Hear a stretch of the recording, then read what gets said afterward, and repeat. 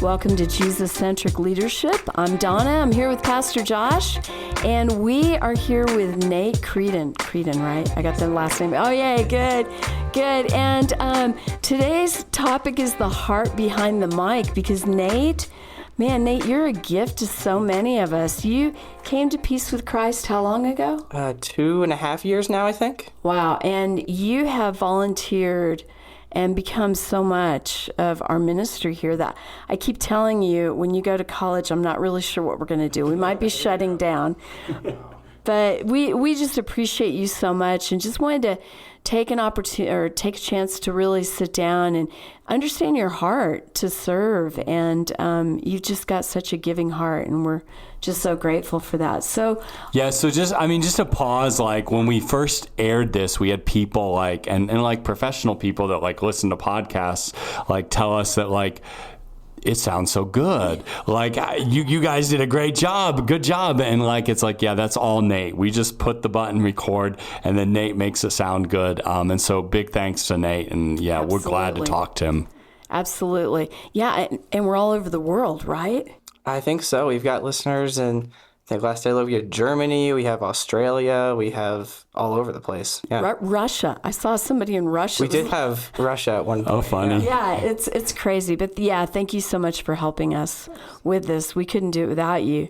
So what first inspired you to get involved with ministry, and how has it shaped your journey of faith?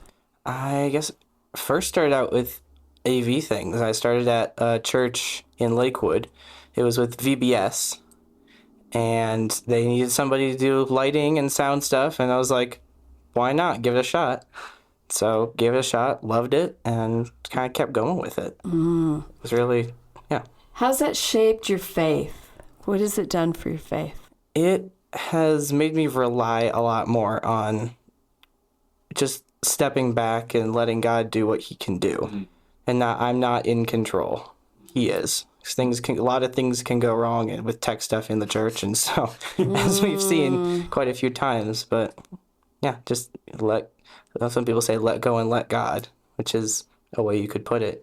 Yeah, and you embody that too. Like you always have a calming demeanor, like a calming demeanor that goes way beyond your age. And like what I think is so like if people haven't been around Nate, like he has the ability to have a calm demeanor but still want things to be good, like, and still want excellence, like, and I think that's just such a rare gift, especially for somebody younger, to be calm and excellent all at the same time. And so I want to piggyback on that. I think it was a few weeks ago we lost all power in worship.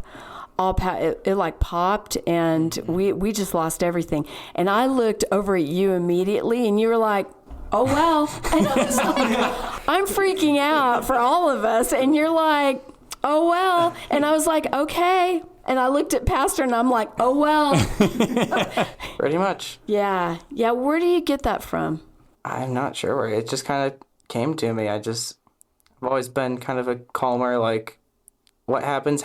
It already happened. Nothing I can do about it. So try and fix it. And if not, just let it be, and something good will come of it. And just trust what God's going to do with it. Exactly. Well, and I think it's such an important leadership lesson, like to pull yourself out of like the stress of the situation and ask what you can do. Because I remember another time, right, and I'll keep telling stories on you if that's all right. Well, I am. But it's right before the Christmas program, right? That Nate does our kids' Christmas program. And so David and Emily were working to get the permission to do live stream. And it's like maybe the day before, and I'm like, come in, and I'm like, how's it going? And you're like, well, I just figured out we're going to live stream this thing. But you were like, you could tell like, you're rattled, because this is a big change, like from going just in-house to live stream. But yet it was very much, but I'm going to figure it out. Like, this is a great opportunity. All I can do is stay calm and figure it out. And I think that's such a important leadership lesson that you're just embodying very naturally. Well, and I think along with that, it's your joy. Like you just have so much joy. I don't think I've ever seen you rattled or angry. And you're just always like, yeah, it's okay. We're going to figure it out. I think those are your words. We're going to figure it out. We'll get there. Okay, we'll get there. So what is something that most people don't realize about the work that goes into supporting worship and the events that happen through AV? It takes a lot more prep work than one might think. It's not just like come in, turn everything on, ready to go. It's turn everything on and then pull out whatever audio equipment you need and get the lighting cues set up and make sure the slides are ready to go and all the prep work, even not even just day of, but prepping slides a week in advance or knowing like, hey, we're going to need this many mics, so put these out on this day or make sure they're charged and make sure there's a lot of extra prep work that really does go into it. Yeah. Yeah, I think I'm one of those people that's a little guilty of, oh, that must happen really quickly. So, yeah. Here's one more thing to do. Let me throw something at you. What's some of the biggest changes that you've seen? So you've been working with supporting worship for how many years now? I think I've been here 2.5. I think 2 is how long I've been doing. And then before that, at your other church? Before that, other churches, it's probably been since, 2016, 2017. So 8 years total? About 8 years, yeah. All right. So what are some of the changes that you've seen in worship and how we support worship?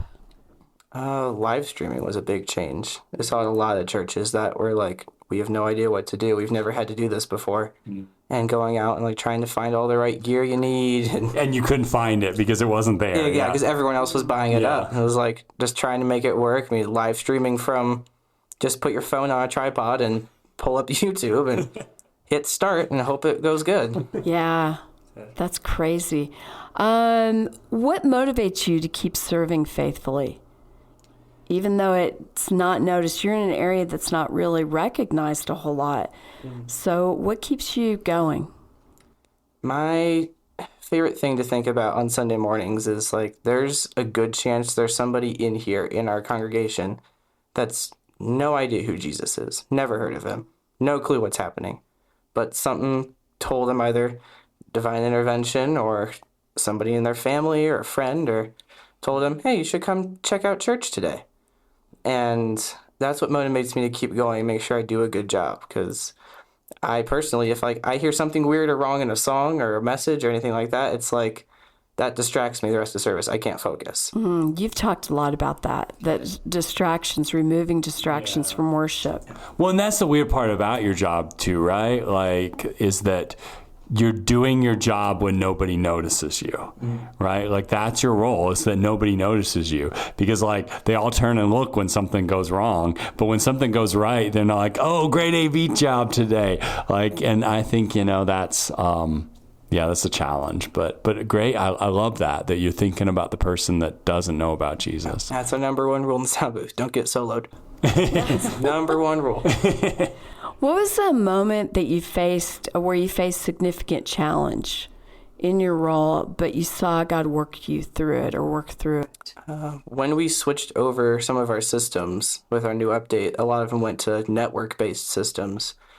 And we've had issues where, like, sometimes the network will go out or a light will just decide, like, I don't want to turn on today.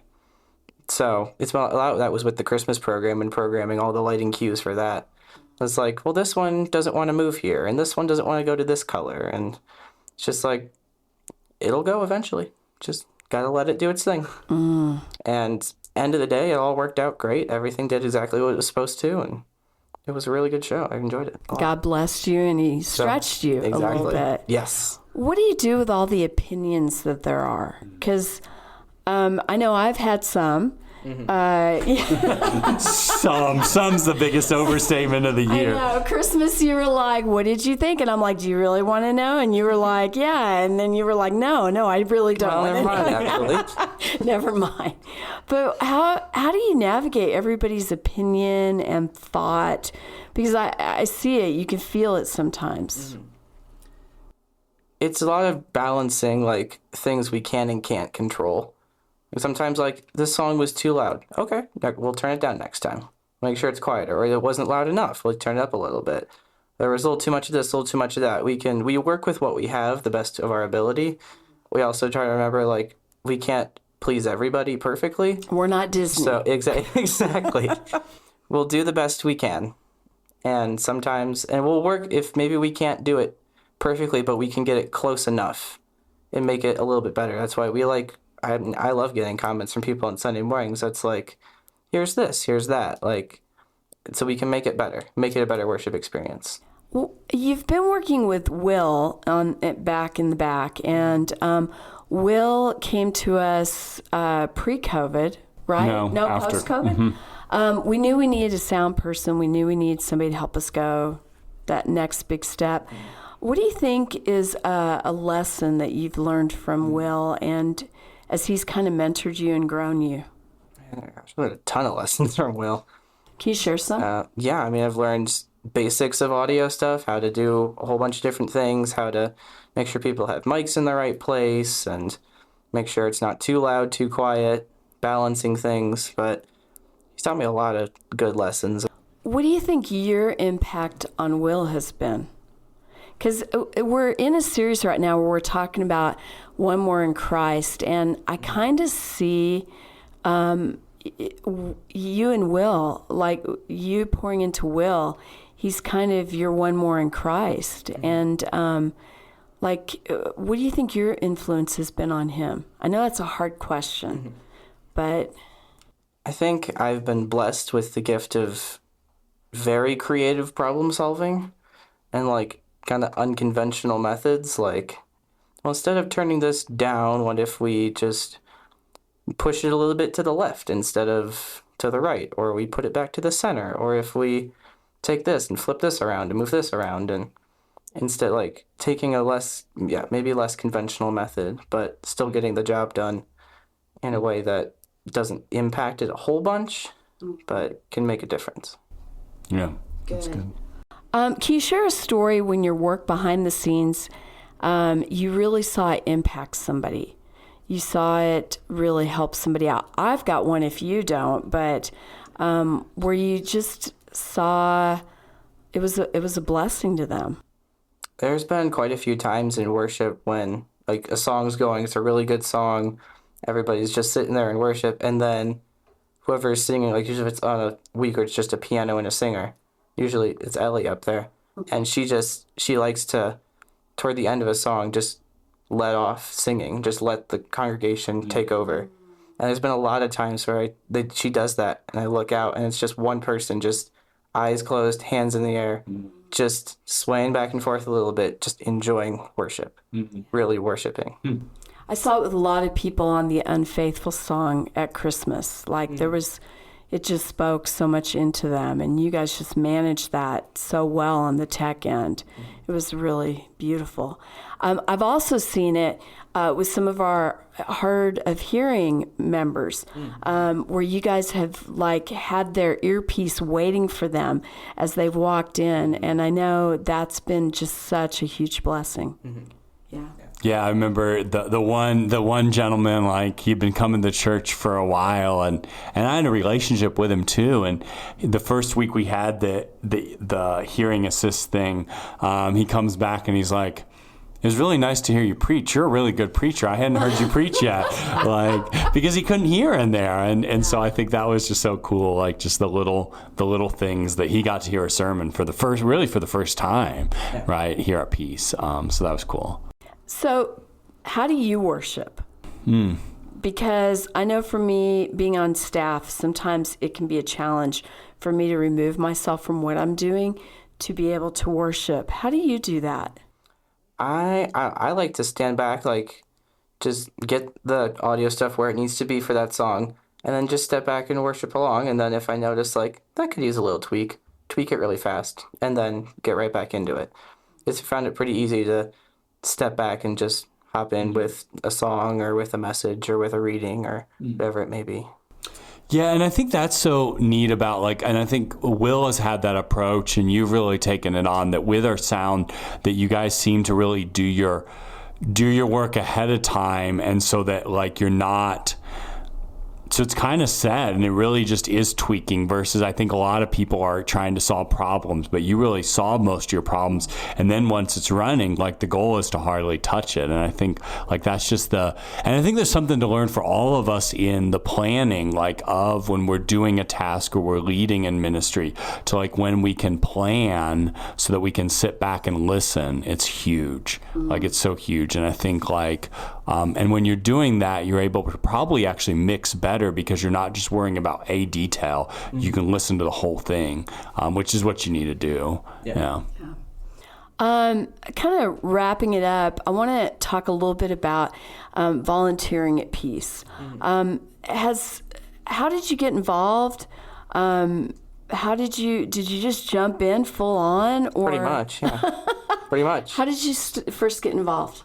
I was volunteering at the church I was at before in Lakewood, and then we had switched over to Peace because my sister was coming to school here. So we started coming, and it was just like, I really enjoyed serving at the other church, and I was like, I want to keep doing that. So after worship Sunday, talked with Ellie. She got me hooked in with Will, and then we just kind of took off from there. So you didn't find it hard to find a place to get involved? No, not at all. What would you say to people who want to be involved, who want to volunteer, but it's kind of holding them back? They just don't know where to start. Just talk with somebody. Find somebody on staff who's, all of you are available. I mean, you're at the back of the worship center on Sundays. Pastor, when he's not preaching, is around. So you can always talk with somebody on staff.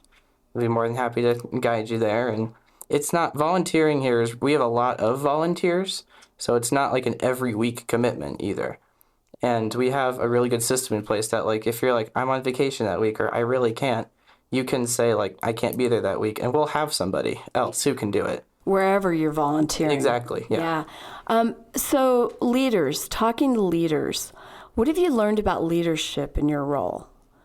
Because we do view you as a leader. You're a very valuable leader to us. What's something that you just want to say to our leaders that are listening?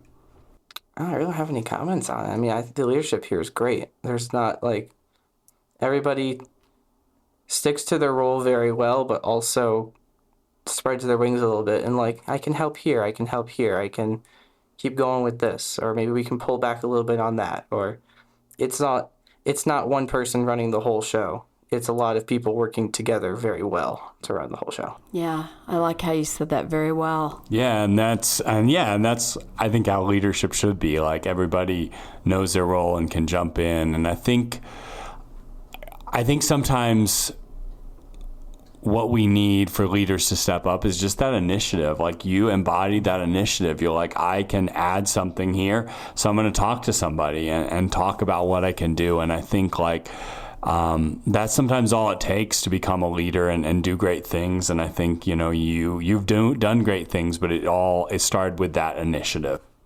Well, and I think you're really smart too, Nate, because I think you stay in the lane of your giftedness.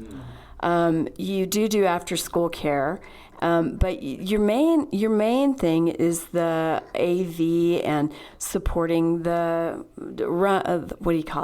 obstacle course thing, supporting field day. Like you've taken things and made us better because of that.